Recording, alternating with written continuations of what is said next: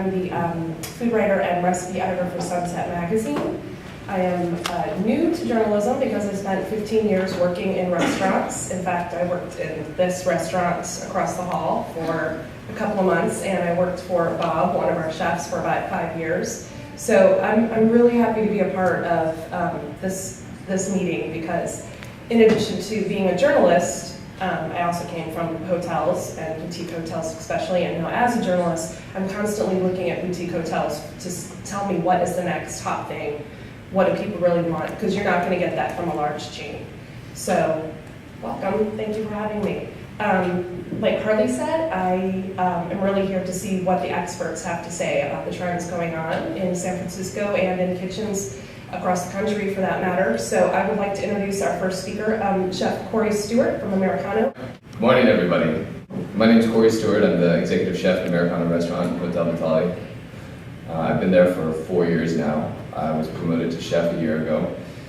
And we have a good discussion where we're going to talk mostly about food trends. So I just wanted to share with you a little bit some of the things that I've learned in the past 4 years, because they've been interesting years. I think most of you would probably agree that are in the industry. There's been some real challenges that we've had to adapt to in our restaurant, and I like to think that we're coming out the other end of it now in terms of the recession, and some of the adaptations that we made, I think, helped us get through it successfully. So I'd just like to share with you some of the things that I learned and some of the things that helped us. Some of them might be applicable to your operations. Some of them may be strictly specific to where I work. This is the first boutique hotel that I've been the chef at. It's actually the first boutique hotel that I've ever worked at. I did, however, work at the Westin St. Francis, which is a much larger hotel. So sort of have perspective of the difference between a very large hotel operation and a boutique hotel. So we do everything about $7 million a year out of the same kitchen. So and it's a kitchen designed to do much less volume. So we've had to figure out ways to adapt our offering to handle the great variety of business, from banquets to bar to room service.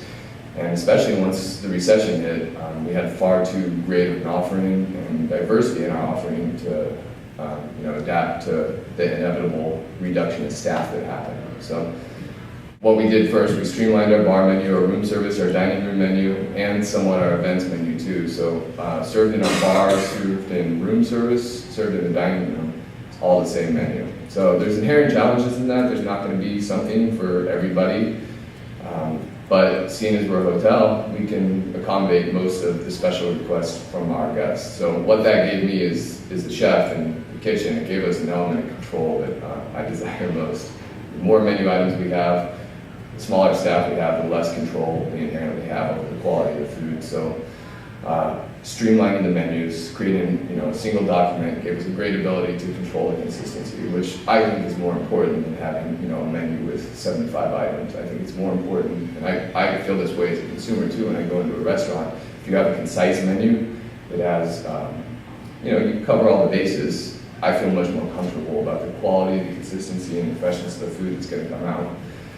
So another adaptation was largely due to our bar business. Americano has been blessed with a much busier bar than anybody ever planned on. I mean, it really blew away anybody's expectations. So since we're fortunate enough to have that business, we sort of had to adapt the way that we do things in the dining room, our style of service, our food, even the decor of the dining room, to make it more casual. You walk through the bar to get into the dining room.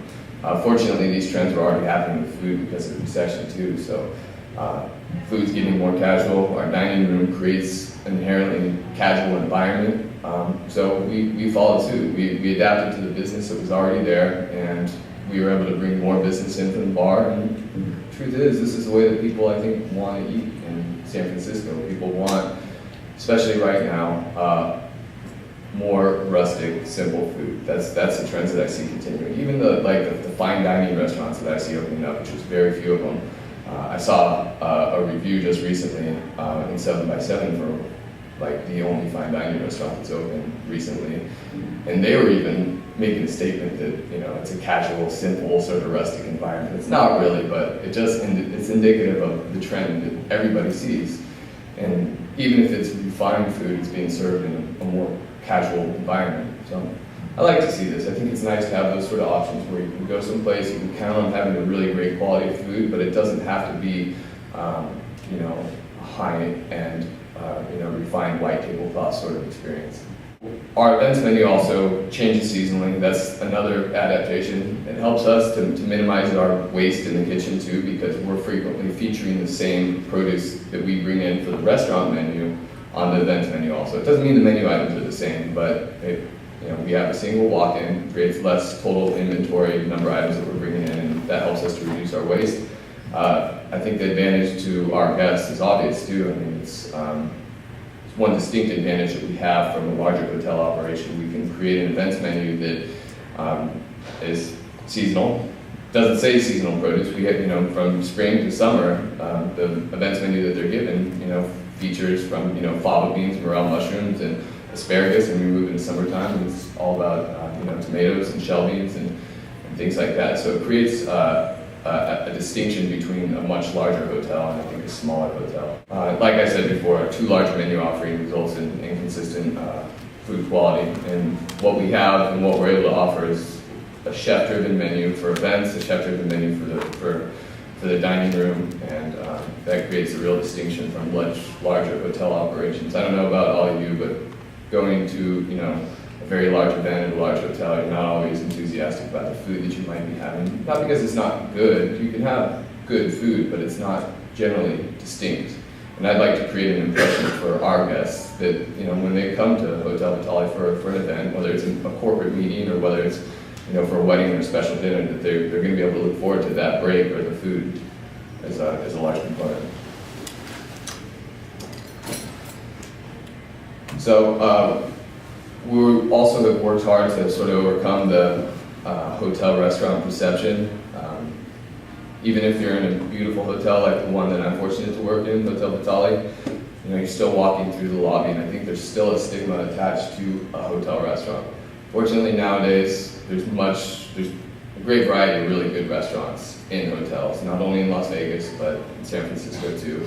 So I think it's kind of trending away from that, but I think it's still easy to fall in that category if you're not aware of that. Thanks everybody.